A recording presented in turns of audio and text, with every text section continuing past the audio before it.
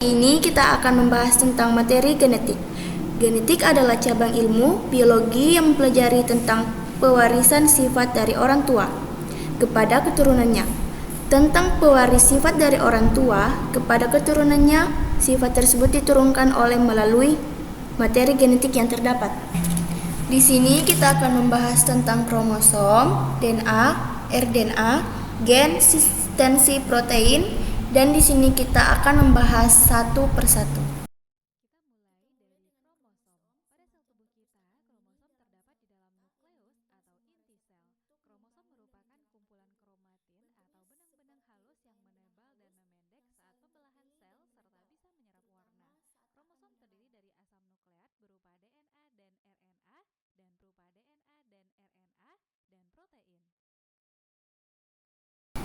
Kromosom memiliki ukuran yang berbeda-beda dengan panjang antara 0,2 sampai 50 mikron dan berdiameter 0,2 sampai 20 mikron. Struktur kromosom terdiri dari sistromer dan lengan. Sistromer berbentuk bulat dan tidak mengandung DNA. Lengan kromosom mengandung kromatik atau kromenema. Kromomer yang merupakan penebalan dari kromosoma matriks dan telomer pada ujung kromosom yang menjaga agar DNA tidak terurai. Selain itu, pada ujung kromosom juga terdapat satelit yang berbentuk bulat. Berdasarkan fungsinya, kromosom dapat dibedakan menjadi kromosom tubuh atau autosom dan kromosom kelamin atau gonosom. Autosom berperan dalam menentukan ciri-ciri tubuh, bersifat diolit, mengalami pembelahan mitosis, dan jumlahnya 2 kali gonosom. Sedangkan gonosom berfungsi untuk menentukan jenis kelamin, bersifat haploid, mengalami pembelahan meiosis dan berjumlah setengah dari autosom. Berdasarkan letak sistromernya, kromosom dapat dibedakan menjadi 4, yaitu metasistrik, kromosom yang letak sistromernya di tengah, sehingga membagi kromosom menjadi 2 lengan yang sama panjang. Submetasistrik, letak sistromernya agak di tengah, sehingga kedua lengan kromosom tidak sama panjang. Ekrosistrik, letak sistromernya di dekat ujung kromosom, dan telosistrik, sistromer berada di ujung lengan kromosom. Di dalam sel tubuh kita terdapat sepasang kromosom yang bersifat diploid, berasal dari induk betina atau ovum dan induk jantan atau sperma. Kromosom yang berpasangan disebut kromosom homolog. Kromosom homolog adalah kromosom yang mempunyai struktur yang sama atau mempunyai lokus-lokus alel yang sama. Dalam sel tubuh manusia terdapat 23 pasang kromosom homolog yang terdiri dari 22 pasang kromosom tubuh dan sepasang kromosom kelamin, sehingga pada wanita rumus kromosomnya adalah XX dan pada pria kromosomnya adalah XY. Penulisan rumus kromosom bisa kita amati pada 2 organisme berikut. Pada manusia memiliki 46 buah kromosom sel tubuh. Penulisannya 22 pasang autosom dan sepasang gonosom atau XX pada wanita dan XY pada pria, dan 23 buah kromosom pada sel kelamin, yaitu ditulis 22 tambah X pada sel ovum dan 22 tambah Y. Sedangkan jumlah kromosom pada kuda adalah 64 buah yang terdiri dari 32 pasang pada sel tubuh dan 32 pada sel kelamin. Nah, teman-teman, setiap organisme mempunyai jumlah kromosom yang tetap dan spesifik. Berikut ini tabel beberapa spesies dan jumlah kromosom yang dimilikinya. Bisa dipahami ya?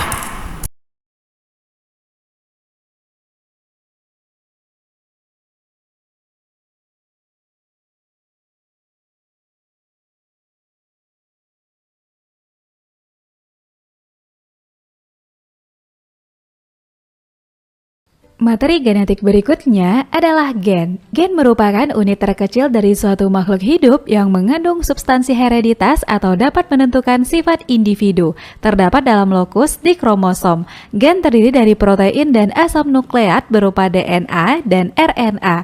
Berukuran antara 4-8 mikron, gen-gen yang menempati lokus yang sama pada kromosom homolognya disebut alel. Alel mempunyai tugas yang sama atau berlawanan untuk suatu sifat tertentu. Setiap gen bertanggung jawab mengontrol satu sifat khusus dan biasanya dituliskan dalam simbol huruf. Huruf kapital untuk sifat dominan, huruf kecil untuk sifat resesif. Susunan gen dalam individu disebut genotip. Gen mempunyai sifat-sifat sebagai berikut, mengandung informasi genetik, tiap gen mempunyai tugas dan fungsi berbeda. Pada waktu pembelahan mitosis dan meiosis, gen dapat mengadakan duplikasi, ditentukan oleh susunan kombinasi basa nitrogen, berperan menyampaikan informasi genetik dari induk kepada keturunannya, mengatur metabolisme dan perkembangan.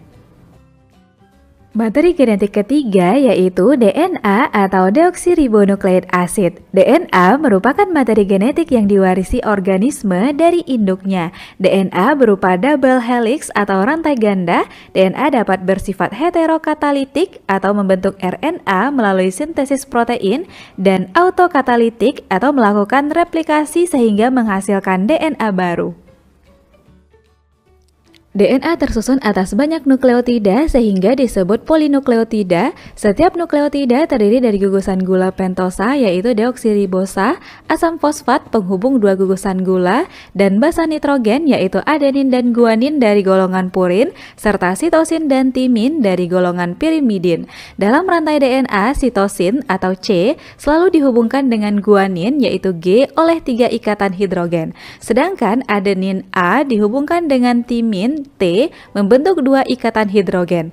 Basa nitrogen membentuk rangkaian dengan gula deoksiribosa menjadi nukleosida atau deoksiribonukleosida. Nukleosida bergabung dengan gugus fosfat membentuk nukleotida atau deoksiribonukleotida. Beberapa nukleotida inilah yang membentuk molekul DNA. Nah teman-teman, inilah catatan untuk struktur DNA sesuai penjelasan kita tadi. Bisa dipahami ya? Sebagai materi genetik yang bersifat autokatalitik, DNA dapat menggandakan diri atau replikasi untuk membentuk DNA baru yang sama persis dengan DNA asal. Proses replikasi ini berlangsung pada sel-sel muda saat interfase pada pembelahan mitosis. Replikasi DNA terdiri dari 3 jenis yaitu replikasi konservatif, bentuk rantai double helix, DNA lama tetap dan menghasilkan rantai double helix baru. Replikasi semi-konservatif, double helix DNA lama memisahkan diri dan setiap pita tunggal mencetak pasangannya. Replikasi dispersif, rantai double helix DNA terputus-putus membentuk segmen. Segmen tersebut akan membentuk segmen baru yang akan bergabung dengan segmen lama untuk membentuk DNA baru. Proses replikasi DNA melibatkan beberapa enzim yaitu enzim ligase menyambung rantai tunggal DNA yang baru terbentuk, polimerase menggabungkan rantai-rantai mononukleotida untuk membentuk DNA baru, dan enzim helikase berperan untuk mempermudah membuka rantai ganda DNA atau polinukleotida menjadi 2 buah rantai tunggal mononukleotida.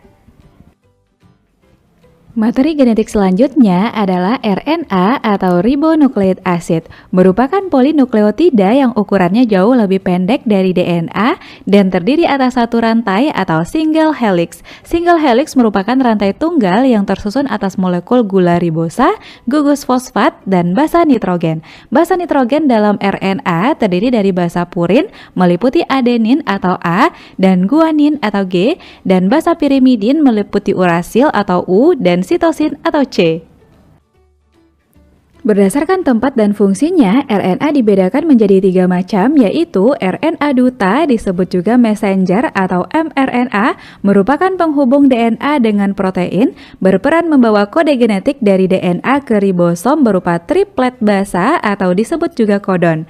RNA ribosom atau RNA-R merupakan RNA terbanyak sekitar 80% dari RNA yang dikandung oleh suatu sel. RNA-R banyak terdapat di dalam ribosom dan berperan sebagai tempat pembentukan protein. RNA transfer atau RNA-T berperan menerjemahkan kodon yang terdapat pada mRNA menjadi satu jenis asam amino serta mengangkut asam amino ke permukaan ribosom pada saat translasi. Dan materi genetik terakhir adalah sintesis protein. Sintesis protein adalah penerjemahan gen atau DNA menjadi RNA hingga terbentuk rantai protein melalui proses transkripsi dan translasi. Secara ringkas, rangkaian sintesis protein melalui proses transkripsi dan translasi adalah sebagai berikut. DNA sense di dalam nukleus membentuk mRNA untuk membawa kode genetik sesuai urutan basa nitrogennya. mRNA meninggalkan inti sel menuju ribosom. Kedua tahapan ini merupakan proses transkripsi. tRNA datang membawa asam amino yang sesuai dengan kodon atau kode genetik yang dibawa oleh mRNA. tRNA bergabung dengan mRNA di ribosom.